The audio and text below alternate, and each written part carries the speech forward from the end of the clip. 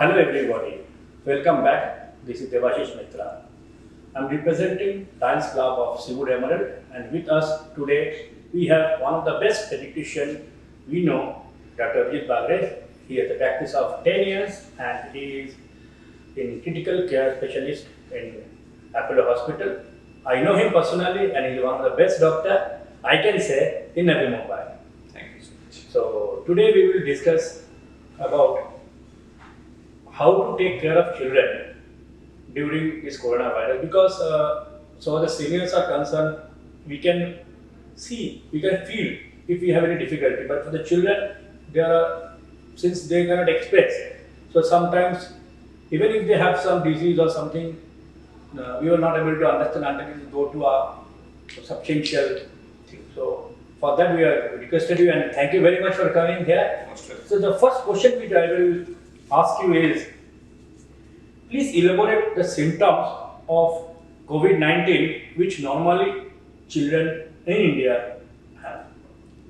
Typically, COVID infection in children would come with fever, cough, cold, backache, body ache, headache, weakness. We have also seen children coming with diarrhea, vomiting, poor appetite. Of late, we are seeing something more or multisystemic involvement like rashes on the body. There is something called as COVID dose, red eyes, congested eyes, a red oral mucosa, cracked lips, some lymph nodes. So these are various symptoms by which children can present. Rarely in adults, there are symptoms like anosmia, that is loss of smell or loss of taste sensation, which can also be a sign of COVID infection. Means loss of taste in children also for Yes, food. yes. Now, as you said, red eyes. Just I'm asking now, conjunctivitis also red eyes. So, how to differentiate between a conjunctivitis, because we have conjunctivitis in these rainy seasons. Yes. Lot of people are having conjunctivitis. Yes. So, how will this difference between conjunctivitis and red eyes of COVID-19? Good question. Conjunctivitis, as of now, at least in Navi Mumbai, the epidemic has not started. So we are not seeing many conjunctivitis. But last year we had Yes, yes. Number two is conjunctivitis doesn't cause fever. It is only red eyes. red eyes. Whereas in COVID, you would see the list of symptoms. So I think this is the way to differentiate, at least on clinical. At least 2 or 3 symptoms has to be there, Yes, I would say that. like a diarrhea or a fever, Fever, and then weakness, body ache. 2 or 3, then we can understand it is coronavirus. Doctor, one more question on this point only. What are the complaints for which emergency medical attention is required so the children are concerned? Monsoon has started, so we are seeing the other viral infections also have started going up. So the simple principles which I always mention, how do you know your child is unwell, really unwell, is poor intake. The child who is not eating at all, poor output, passing less urine. A child who is too tired, not getting up, not playing at all. A child who is too irritable. These are not good signs. Persistent high-grade fever. This is one more thing, especially with COVID-19. High-grade fever can be a ominous sign. And last but not the least, breathlessness. So just to explain, if you can see somebody's breathing, if you can notice the difficulty in breathing is breathlessness. So that is something to monitor. What you talked just said about the fever. What should be the higher level of fever, like 101 or something like that? Okay. So most fevers will start on day 1, like viral fevers, on little higher note. By day 2, day 3, day 4, we start seeing a downward trend. My worry will be if fever is say 103, 104 on day 1 or even on day 4, if persistent high fever is not good. So this is the time to investigate. So 101, it's okay. I won't say that. I'm saying there are so many things. How do you interpret? Only 101, but the child is very well. Okay, it can be viral. But 101 and he's too tired. The list of symptoms: weak, not eating. Then my Red worries. eyes. Yes. Then my worries are more. This is what it is. So one thing for the parents is to keep a good temperature chart. Date, time, temperature. Nobody remembers what was yesterday's fever. At what time? So make a piece of paper and Yes, write. yes. So that will always tell you if the fever is increasing or reducing. Is the gap between the fever spikes increasing or reducing? Now, adults are having coronavirus, COVID-19, and children are also having. Now, what are the difference between an adult and a child? So vis-a-vis From the a COVID perspective. Okay. COVID perspective. Across the globe, out of till now, more than 200 countries are affected. But even then, if we see 100 COVID patients, only 2 to 3% population is pediatric patients. So that is a good news. Number two, the typically severe respiratory tract involvement or ARDS is more common in adults compared to children. Secondly, if we want to put it in numbers, out of 100 adult patients, roughly 80 would be milder disease, 15 will be moderate, and 5 to 10 will be severe. In adults. If we talk about children, 80 to 85 will be milder disease, 10 to 15 will be moderate, and only 2 to 3% will be severe disease. So the severity of COVID infection in children is lesser. No, I just said that severity children are lesser. No, why are children having less? Why are children getting less affected than adults? That's a very good question. The points, there are multiple theories and multiple points. First, children are not going out of house, so there is not exposure, direct Just exposure. interrupting, but if you see the capacity, or you can say the immunity, or not only immunity, the capacity to even control the disease or even to express is much less than the seniors, Correct. the adults. Still, you are saying that children are having. Correct. So, can you that explain? So first, the exposure is less in children. They are not going out. Secondly, they have better respiratory tracts. So adult might have seen a lot of pollution in his life, maybe exposure to smoking, exposure because of their professions, but the children don't have. Children do have better respiratory tract. Secondly, there is something called as comorbidities. Even in adults, the older population, patients who are chronically hypertensive, diabetic, heart disease, obesity, these are the children who are often going to have higher risk of complications. So these comorbidities per se are rare in children. So this is one spectrum. Another thing is, by and large, children fall sick more often in their younger age group. So they are exposed to various infections. They have more innate immunity. These are again various theories. We really don't know about what is the exact mechanism. So these are the various mechanisms by which we can see the COVID infections in children are slightly behave differently. One more thought or the theory which is being proposed is the receptors on which the COVID infection enters in the body. There is something called ACE2 receptor. Their distribution is different in children than in adults. So these are some important principles. There are some words which we are hearing for the first time, like multi-system inflammatory syndrome, like MISC in children. What are those? Can you explain them?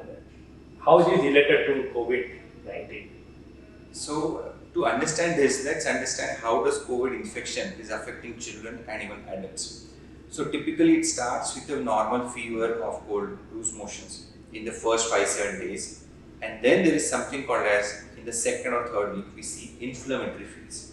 Now this inflammation, the body which is fighting with infection, this is creating a lot of complications of COVID-19 infection.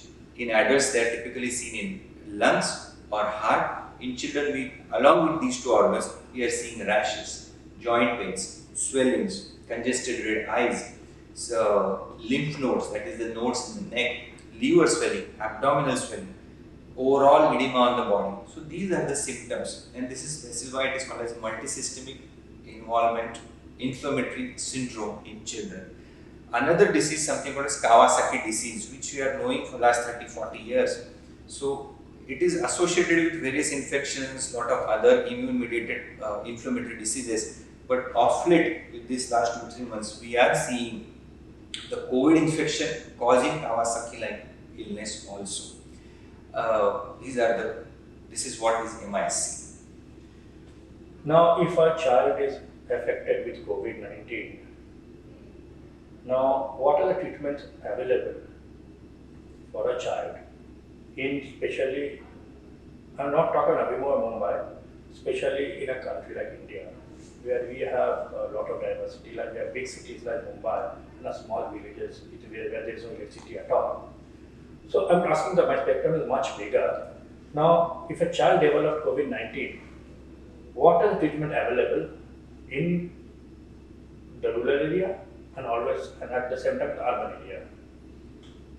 Fortunately, our previous question, as we mentioned, that the COVID infection in children is generally milder than adults. So that is one So plus that's good. point. Yes, we should. Thank God for this whole spectrum. Number two is what you are saying is very right in the sense of India has multiple countries or various geographic political variations in various parts of India. However, government has taken good amount of efforts and tried to strengthen the infrastructure. Number two, the milder diseases of patients actually do not need lot of medical care. They can be managed with home treatment or quarantine centers rather than in hospital facilities. So this is how we'll have to distribute our care to people or children who need more care. Number two is treatment we should always reach to the nearest hospital or the nearest treatment care center. Whenever there is a child who needs urgent medical attention, you shouldn't rush for I want only this hospital or that hospital. Reach to the nearest hospital, stabilize, and then the next plan should be sorted out. This is what I would look at. And I'm sure with the government facilities, they are trying to build up transport systems, they are trying to build ambulance. I know these systems are not very simple. The COVID pandemic has created a very big question for all of us, the government, the medical facilities. But yes, this is how we'll have to cope up with it. Now one more question is like that. What we are talking about the allopathic level. Now we have in India like Ayurvedic, Unani, homeopathy, Ayurvedic, all these things. Now, what effect these other branches of medicine like Unani, Ayurvedic, then other things are helpful to the children? Because we have a very vague idea because nobody knows. Exactly. So the answer is we are learning about COVID. Let me be very frank. I can certainly tell you what we knew before 6 months, 3 months, and today. We have learned many things. Yes, there is no question about it. But do we know everything about COVID? The answer is no. I am not specialist of Ayurvedic or allopathic medicines. No, allopathic doctor. Not allopathic, but Ayurvedic or homeopathic medicine, sorry. But what I would definitely say is, if they are coming from a registered medical practitioner whom you know, fair enough, go with it. But is there any clinical data or evidence to say yes, by using one drug, this is good, the infections are going to get milder? I think that kind of evidence is still lacking. This is what I would quote. Now, one thing I want to go, it is not about medical thing, a little bit out of that. Like, main thing is that to sustain, we need good food. And when we are infected with any disease, we have to have a proper diet. Now, my questions have two parts. Now, what type of food or what foods like vitamin and other things are to be consumed by children having COVID or children who are not having COVID, for both, because to grow the immunity and all these things. So, what should be food to be consumed by the children? Number one, two step, and children between young children up to say 7, 8, 9, 10 years, and adult children like from 10 to 18 years. So there are 4 questions altogether. Yes. So first of all, I would say most of us are at home and our physical activities have gone down. So first, eat light, still, and stay healthy. So we have to avoid very heavy, oily, spicy food. 1. Number 2 is we have to avoid any cold items. Eating ice creams, cold drinks can precipitate a sore throat, and this is certainly not the time to fall sick. Third, eat at regular intervals. Many children or even adults, because they are at home, they are just following any rhythm, getting up late, sleeping late. This is not how our immunity is going to stay strong. So sleep on time, get up on time. Most children eat 4 times a day: breakfast, lunch, evening snacks, and dinner. We need to maintain that. About the content of the food, So various contents like fruits have lots of antioxidants, vitamins. Citrus fruit like lemon, oranges, mosambis are very good. Salads are going to give us is fiber at this point. It is important because it will maintain our bowel habits. Third is eating dry fruits, has a lot of antioxidants. Fresh fruits, green leafy vegetables will give you vitamins, and most important, eating it on time and eat light, very crucial. Other than that, is there any specific food which maintains immunity or gives protection about COVID-19? The answer is, I think we still don't know. There is no such data. No, I'm talking about the young children, like from 2 to 10 or 2 to 7, 8, and then from that year to 7. What should be the proper diet, if you can say, not the breakfast and dinner, what should be what the food they should be there in the platter, like they should have one banana or one orange or something like that. What should be the food in their meal? Indian food has various options, and I think that is the best part of Indian foods. We have different cuisines. Out of the 4 meals, I would say definitely say one meal should be only fruits. Let's say evening snacks. One time, one or twice. And what type of fruit you are talking about? Any fruit. Any fruit. Any fruit. Mango and banana. Every fruit is fine. Ensure that you just don't pull out from fridge and eat directly. No. Wait for half an hour and then eat. That is one thing.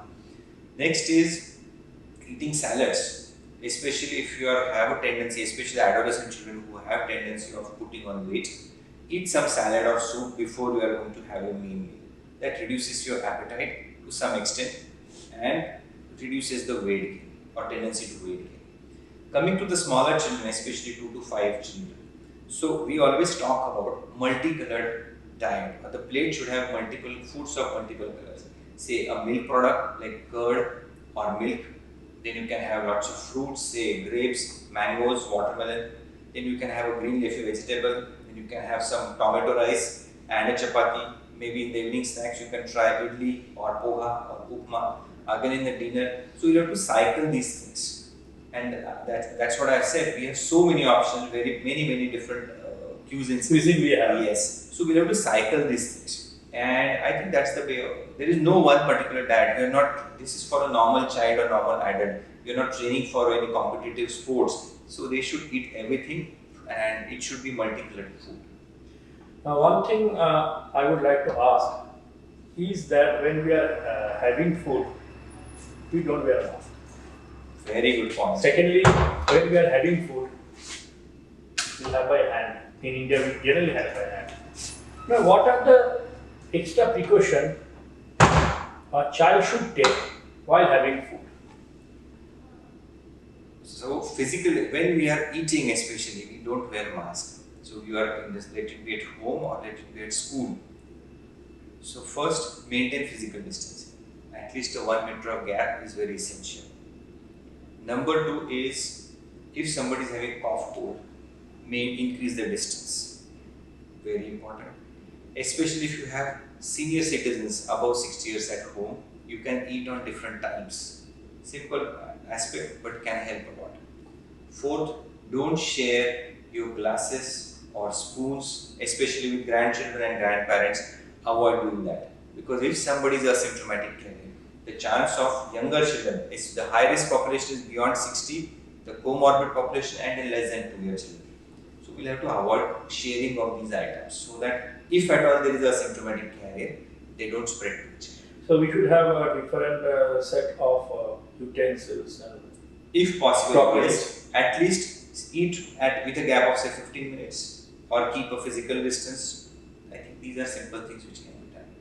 One more thing which I would like to add, because I was reading a lot of articles and newspapers and YouTube and all these things. Now sometimes they say that raw food, don't have raw food. Now salads are raw, or like you want to have a kakri, that is, or if you want to have carrot, cucumber, this is all we have raw. Now, one hand in Google and other places they say that don't have raw vegetables. Now in the salad we have to have that kakri or a cucumber or a carrot which are raw. So how to take care of that? So the way I look at this problem is, when you're bringing anything from outside, first let it be open to air or in your gallery where children are not going for 2 to 3 hours. Then, if it's in closed packets, clean it with sanitizer. We have now alcohol-based sanitizer at every house. If it is say cucumber or tomato, which obviously cannot be cleaned with alcohol, do a proper wash under the water, The running water. running water. If possible, better it will be hot water. And then eat. So, is eating a raw say cucumber after taking all the precautions has risk of causing COVID infection? I really don't think so. But it is more of when we cook any food, basically the germs in that are killed. So, but if we take other precautions like this, the risk can They be. keep it for 3-4 hours first and then wash it And then properly in water. Yes. And sometimes people are saying that you use this chemical in the water, use that chemical in the water, or some hydroperoxide, all these things in the water. So, is it necessary to add something or plain hot water or I running think water? plain hot water is also fine. Okay. Now, suppose children we have seen a lot of children who have asthma. Now, a lot of children also nebulizing, regular nebulization and all these things. Now, what extra precaution we should be taking for children having asthma? Because now people having asthma, if you put a mask there, they feel more suffocated. So you can't put a mask.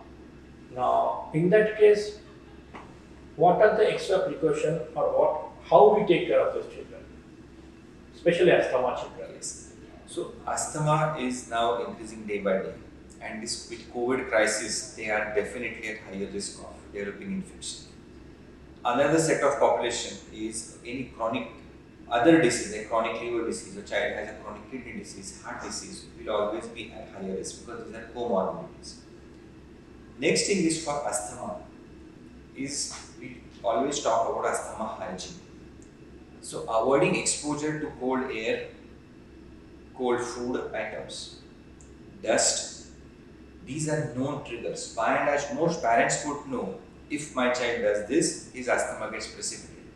We have to avoid these precipitating events or agents. Next is for all asthmatic children, we should definitely give a flu shot with yearly swine flu or influenza vaccine which is coming should be definitely recommended. For one reason, we know that swine flu and COVID-19 infection, there are reports of co-infections also. So this is one preventable disease.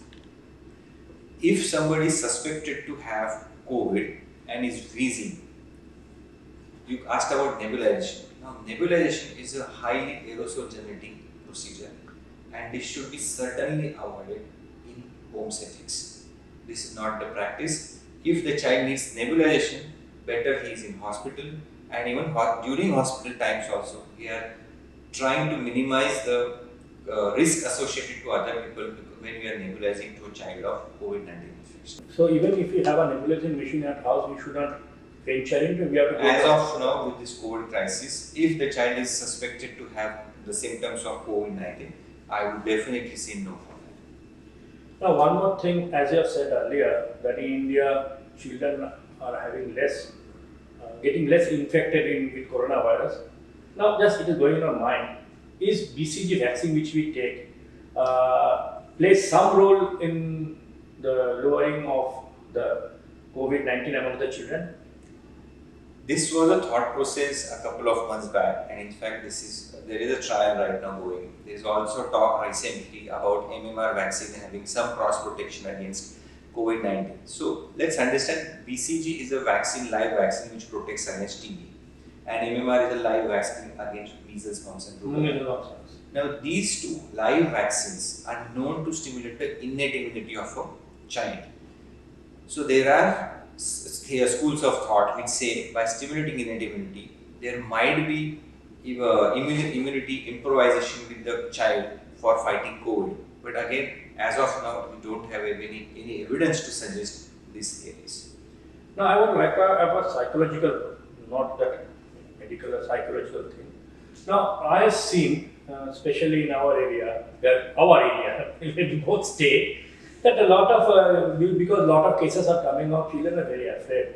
Now children are experimenting worry, anxiety, fear that his parents may be affected or he may be affected. Now in this scenario, what are the psychological boosting we should give to our children? I think what is happening with us every day, we are bombarded with so much of information from net, from our WhatsApp, from Facebook, or our news, that there are so many cases coming up, and that really disturbs us. So it applies to us adults, the parents, and also the children, that we should avoid so much of media or a constant news update. Number two, when we are saying for last couple of days there are more than 20,000 patients detected each day in India. Let me tell you, out of more than 7 lakh cases in India, 4 lakh patients have already improved. That is such a good news. So we have more number of record cases than active cases. So this is how we have to look at this problem. Number two, let's stop looking at the news and updates 24/7, because that keeps our mental cycle disturbed. When we want our children happy and stress-free, it is first we need to be stress-free from this problem. The way, I'll tell you what happens. Somebody in our vicinity or neighborhood is fallen sick and the full area panics. This is a common situation. Yeah, that's true. Let's remember, if there is one case today, in last couple of months, we have n number of more cases who have actually recovered and gone home. This is such a big news. Our mortality numbers have come down to 3%. There are more and more hospitals getting involved in COVID care. So I think looking at the whole thing, first adults should be more confident and happy and stress-free to have our children stress-free. That is one aspect. Number two is, let's talk about something else other than COVID, especially when you are at home. There is no need for the kids to get involved in all those things 24/7. So you can talk about studies, they can be involved in various different, like say yoga apps are there, you can do some various activities, so cardio exercises can be done at home, they can be involved in say cooking, we can train them home daily core skills like say grooming or cleaning the house. I think our children also need to learn that. And this is the time we can use it. Yes, exactly. The schools are closed. Absolutely. And though we are socially distanced, we are not socially isolated. I'm sure we have so many friends, so many relatives with whom we have not spoken. Let's call them every day one person. This is a good Even nowadays we are talking about ourselves. Exactly. We never to talk also. Exactly. So this is how we have to keep them healthy and happy. Another thing is, exercise plays a very good role in keeping our mental health intact and positive. So some sort of physical activity, say 15 minutes of cardio with mommy in the morning, 15 minutes of cardio with the daddy in the evening, or say yoga. Very simple. Everybody can do this at home, but that will keep all of us, the parents, the grandparents, and the children more motivated. Now, when I just said that we are at home, we are not going to school, the things came into my mind. The government of Maharashtra has said that schools are supposed to open from August in phase year. Navi Mumbai will also be there and other places. Now, practically saying, there is no vaccine still now and there is no chance of any vaccine coming in month of August. Of course, the school will only open when the cases comes down, but it will not be zero. Now, in that case, when a child goes to school, and after so many months, last they are born by the month of February, then March, April, May, June, July, August, 6-7 months. There are all chances that children will meet their friends, hug each other, and mask. Even if they are wearing mask, but still that social distancing cannot be there. Even if we say don't do it, nobody will listen to us. And then social distancing is not there, then hand hygiene is not there. All these things are not there. So in that case, how should a parent take care of a child? Now, answer should not be don't send the child to the school. I'm telling you first. So I don't want the answer. Don't send us. Let's talk practical. That yes. Our child is going to school. Because we are both our fathers. Absolutely. And she has a very pretty looking daughter. And so both our children will go into school. So in that case, what should we do as a parent? As you rightly said, the corona is not going to go in the month of August. Very certain. So we have seen now 3-4 phases of lockdown and we have started unlocking. At some point of time, the unlocking the schools is also going to start. What to do? A phased wise approach is very appropriate. I think what the government is going to do is sending the older population like high school children 9, first. 10. Yes. And then the younger population like primary school, and then obviously then last will be the junior KG or nursery children. This approach is going to have lot of observation. First, once you open the school, what happens after next 15 days, one. That will decide the next plan. And they are doing their job very well. What we can do as parents or teachers is, one, if you're looking at the videos from schools in the East Asia, Japan, China, they have social distancing started in the schools also. So one bench, only one child is sitting. They are providing some acrylic or plastic compartments for each child. I've seen some plastic like Yes. this. So this is how, I don't know how practical it is to implement in India, in each city and each village, but this can be a way forward. 3-4 important principles what we always talk about: hand hygiene. Let the child be trained. I'm sure the children are trained now. Let them carry small sanitizer bottle with them. The mask is a must. Mask is a must. Cough etiquettes are a must. Social distancing is a must. So sitting at a 1 meter distance, maybe one child on a bench, keeping the plastic compartments. Another thing is, we have like 50, 70, 80 children in our class. I think the West has far lesser children in our class. So how practical it is, that we have to look at. But what we have seen, when we are talking loudly, the aerosol generation is far more. So let the teacher speak softly. With the mic or not something. Yes, but let her use a mic. This will help to reduce talking loudly and aerosol generation. Simple measure, but can be done. There are schools which are now air conditioned classes.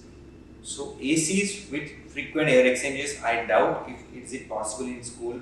What is recommended, 10 to 12 air exchanges per hour.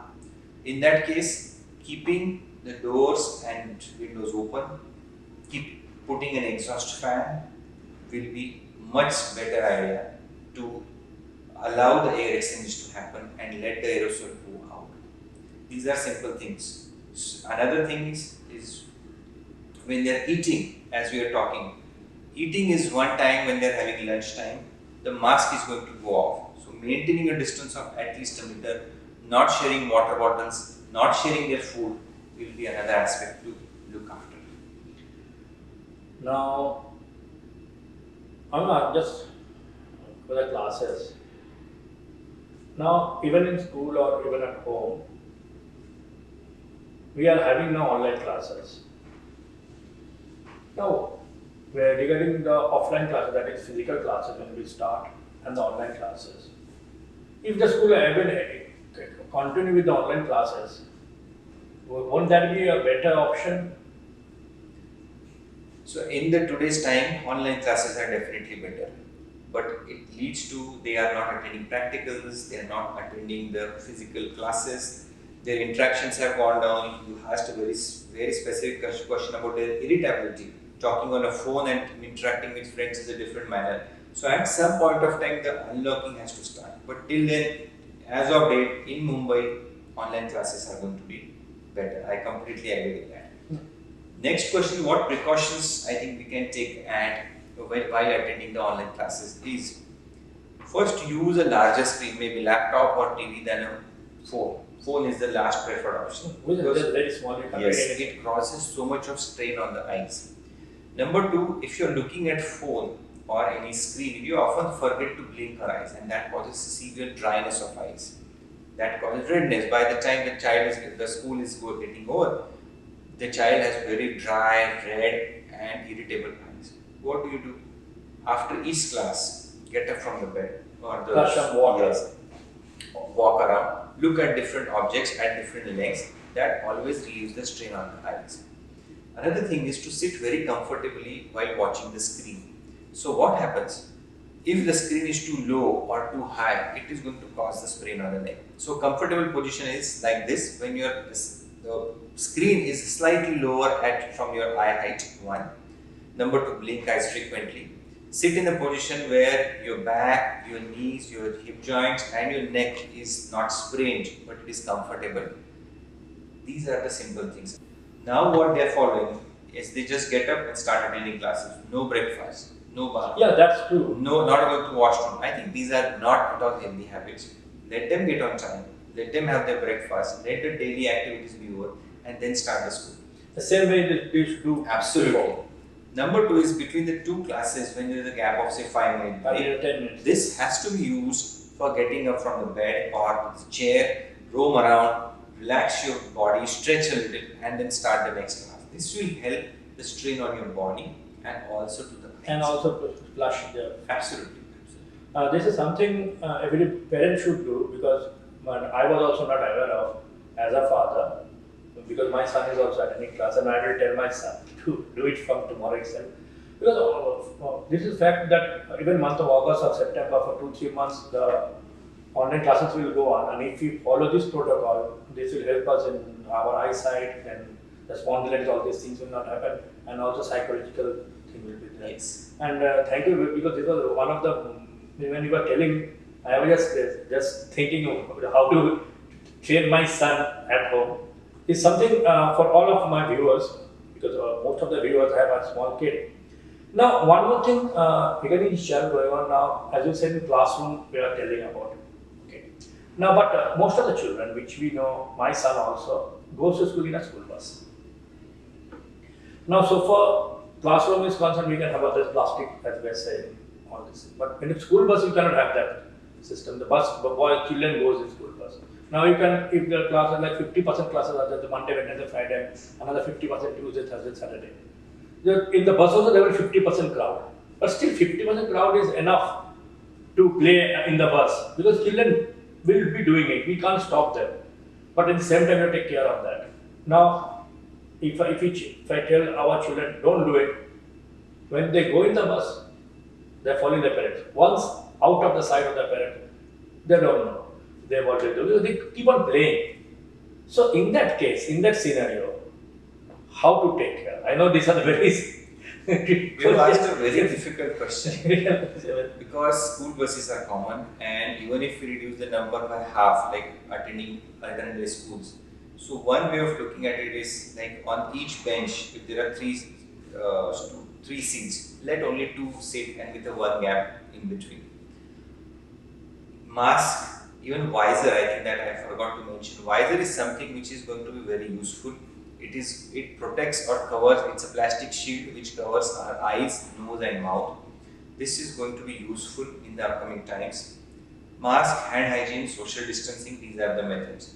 And if possible, given a choice, again I am saying it to one, given a choice, if you can go and drop your kid, I think that will be better than going by a school, but at least as of now, when the pandemic is still on full swing. So this is a difficult answer, no correct answer for this question, but this is how we'll have to look at it. Now, one more thing we have seen in areas like Bombay and other places, the government is saying red zone, orange zone, green zone. They're saying this is green zone, it's okay, this is orange zone, we be little bit afraid, red zone, stay at home.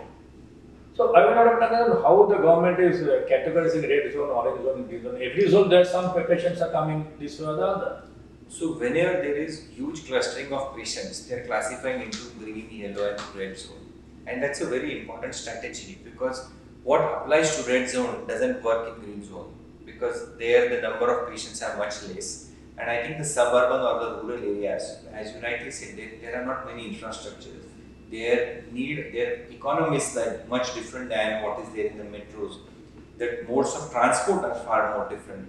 So we'll have to follow these guidelines, and they are doing a good job by demarcating these areas. Whenever there is upsurge in the cases, they will make red zone. When the cases go down, again they make it yellow or green. I think that's the way to look at it. So it keeps on changing. Sometimes red becomes Yes. orange become green, green become Yes. orange and red, like this. Now again going back to our children, because today's program is for children. Now every building has some playground. Now sometimes children also want to go to play. In my building, my son, of course, is little bit afraid, and I will stop that because he keeps on watching that TV and he's very. But normally, children should go and play because if activities are done. Now, what are the precautions? First of all, should we send our children to play in the playground? Number one, and if so, if we send our children to play in the playground, what are the precautions we as a parent, we should follow? The answer is don't send right now, because when the one kid goes down, the 10 are going to go down. And when there are 10 kids, it's No, you take kids like so you can't go down. that. No, not like No, that. avoid that, because there are fomites, somebody may be asymptomatic carrier, they are going to go through the lifts, they are going to use the common handles, and then they are going to get exposed. So less than 10 years, less than 2 years are absolutely different population. Number two is, if at all you have to take them out, I know there are difficult days when the child is very irritable or extremely bored. Then the way to look at least I look at it at my personal level, is take them to a walk or jogging where there is absolutely no one there. But otherwise, is it recommended? The answer is, I repeat, we shouldn't take the younger kids out of home. I understand they are irritable, bored, but going to common areas is not recommended.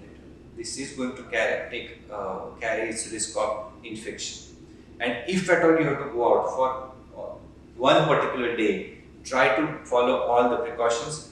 A simple measure, like there are now people are using some plastic handles to use the door knobs or handles of the lift. Very effective. You are not going to touch anywhere. If you are going to go in area where there is absolutely no one, still wear a mask, carry a hand sanitizer. These are simple measures by which we can ensure the safety. But again, the point is not to go out, especially for less than 10 year population. One more thing, we are just reading some circular that government has allowed cycling. Because the logic is given that when you cycle, they are social distancing because gaps are more. So is it advisable to allow our children to go down and do cycling in the roller skating? As I said, it's not directly they are jumping on the roads. They are going to go through lifts. They are going to use the common gangways or the areas of the building. There will be somebody else in the area. So amongst all the games which they play, like say cricket or any other playground what they play, there will be many more children playing together. See, cycling or skating will be slightly safer because they are going to play only one at a time. One at a time. So I won't say it is safe. I would say it is slightly safer than playing the other games together. But the end result is better not to send them. Best will be stay at home. There are various apps like yoga app or cardio app. I think these are simple measures which you can do. Let the family work out together. You can do a Zumba dance at home or aerobic session, all 3-4 people together. This is also very happy way of exercising. I think these will be more safer as of late. Now we are just summing up our questions. More questions we are asking you for today's session. But we will not leave you. We will again come back to you with some more bombastic questions, of course, for the benefit of our children. Now, one more thing, we have seen that a lot of parents, working parents, keep their children in daycare facilities. Like we have daycares in every area, most probably in all big cities, not only in Navi Mumbai but everywhere. Now, how safe is to keep the children in the daycare? Because I was going through our website, or even I received a couple of WhatsApp messages. I keep on receiving WhatsApp messages. You must have also said this, that daycare, they're starting daycare facilities. They're saying that they're maintaining all the protocols and all these things. But how safe for the parents to send their children to daycare facilities? Because I'm not convinced. So I want our viewers, to know that whether we should send our children to daycare facilities or not. Again, a difficult question. But if you are worried about sending your older kids, like children in 7th or 10th standard, to go to school, children who need daycare are primarily 0, 1, 2, 3 year children. 5, 6, 7. 5 years.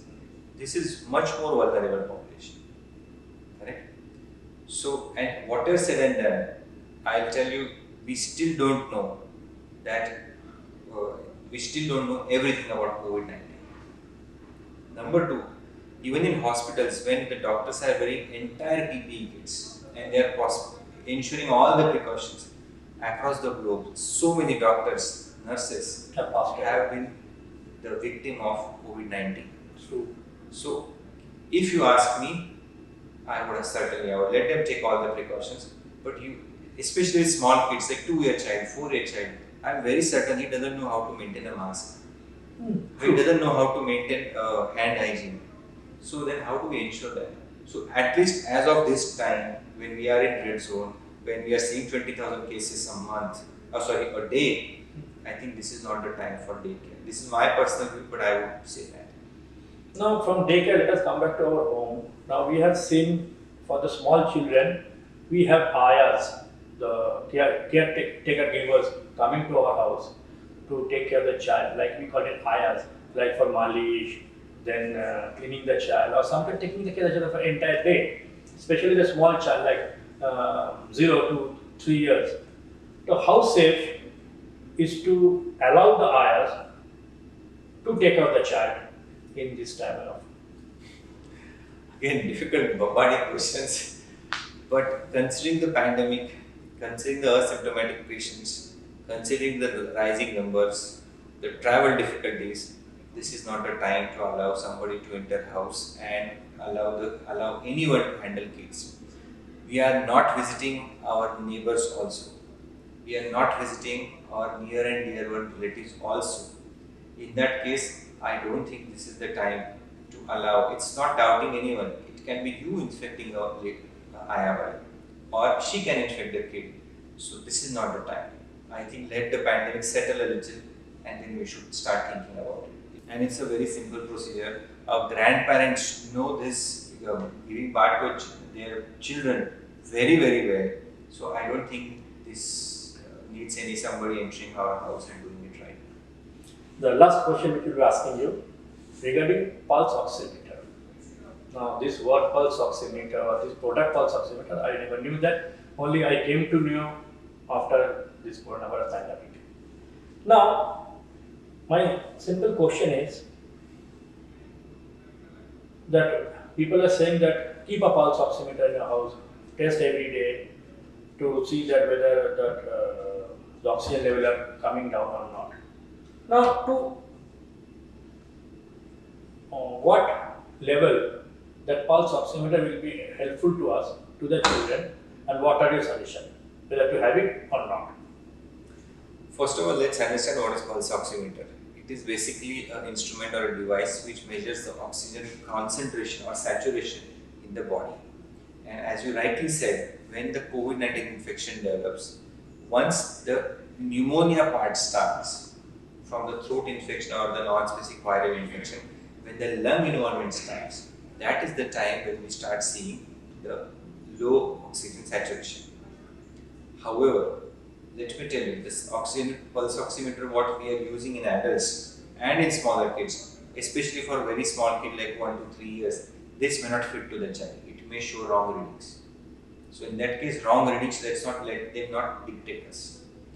Number two, I would say is, you can have a pulse oximeter, fair enough, but if you are feeling tired after walking, I think this is the most simple assessment of your respiratory and cardiac status. If you are feeling weak after walking, if you are feeling weak after getting up and sitting down back 2-3 times from the bed or a chair, these are the times which are telling us that our lungs or heart are under stress, and these may be the signs suggestive of severe COVID-19 infection. So should everybody have a pulse oximeter at home? I don't think the answer is yes. But if you are feeling difficulty, tiredness, breathlessness, this is the time to seek medical attention on an urgent basis. Number two, now if suppose somebody is symptomatic, you are actually having fever for 2-3 days, and then by day 4, day 5, as we were talking in the beginning, if the fever is still on, then this is the time and get to visit a pediatrician or a physician, and then get these things systematically checked. I am sure the doctor who is treating you will help you out for this, and that time it may be more useful rather than a one particular number at home. So even without a pulse oximeter, a layman can do it like this. So thank you, Dr. Bagare, and we are thankful to Apollo Hospital and Dr. Bagare to giving us time. And we have learned a lot of things. Especially, I have learned a lot of things, and I think you also have learned a lot of things how to take care of our children during this pandemic.